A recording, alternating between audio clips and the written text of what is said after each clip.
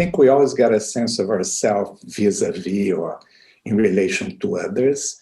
So it was the first time I traveled abroad, which was to the United States. In 1975, I came as an exchange student. And then you really get like a sense of a different culture, a different way of being. So I was 17, turning 18. I do remember the way people talk to people. I mean, I think we in Brazil talk more over people, and then even in high school, people didn't do that as much. Or my friends' parents on a dinner table was a very measured thing, while I think in Brazil it's more messy. People talk a lot more. In the citizenship ceremony, which I thought I would just, how they say, dismiss it as just a bureaucratic thing, I felt good. I felt somewhat proud. And the reason being, and I go back to my high school experience and then my life after that, I became a political scientist. And I studied a lot, of course, being a political scientist, politics and political culture of different countries.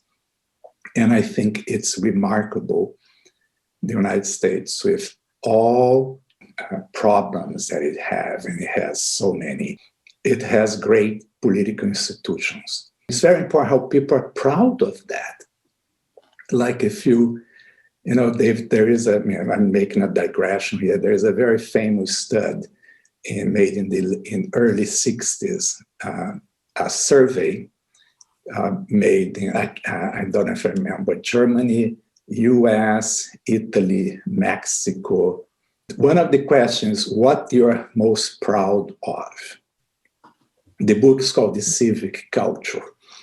And like in Germany, they were proud about the proudness of doing things, engineering, blah, blah. That was the vast majority of questions. Mexico were the people and the food and the culture, and Italy similar. And the United States was the Constitution, the political system, was like a set of values and institutions that guide this life. And I came to admire that. I remember again, in high school, I had a class, ridiculous name, but it's called Adult Living.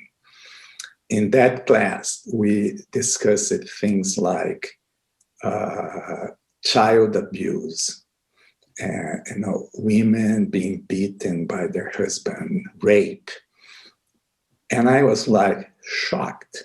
And I said, those things don't happen in Brazil. And I'm like, why they happen here? Until I realized that here people talk about it. In Brazil, it's hidden. Same thing with race. Why there is so many racial conflict here? Because it's open in the air. In Brazil, it's a racial democracy. So that make me proud. That make me feel like, I am part of something. Education and health, which for me are basic conditions for people to realize their self in any way they want. I mean, if you don't have those two, in my opinion, it's very difficult to open up your range of opportunities and ways of life that you want to live.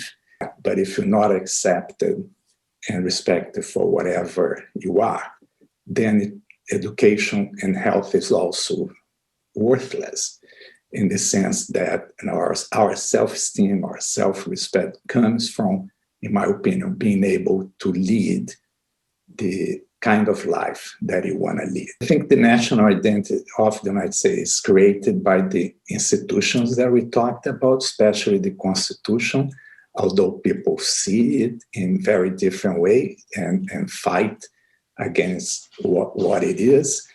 But quite frankly, I think that I am a true believer in dialogue, in debate, in discussion, in bringing issues to the public arena.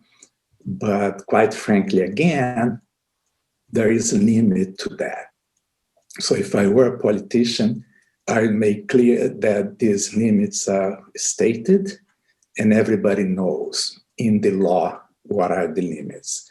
And if you're not willing to live by those limits, like that's what I say, I cannot force anybody to deep down not be a racist, but I can sure as hell make sure that no racist will, lynch Afro-American. There are some people that just put themselves out of the democratic, game. And those people have to be treated, in my opinion, with the overwhelming force of the law.